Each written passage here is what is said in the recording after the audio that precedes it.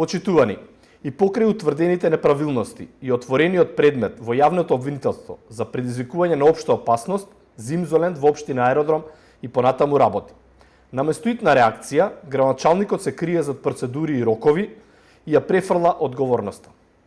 Во меѓувреме, безбедноста на граѓаните, а особено на децата, е занемарена. Законот е јасен. Кога постои опасност, објектот мора веднаш да се затвори. Но очигледно, за градоначалникот Митевски ова не важи. И покрај констатираните пропусти од повеќе инспекции градот Скопје и јавните предупредувања, досега нема ниту една конкретна мерка за затварање или отстранување на опасните реквизити.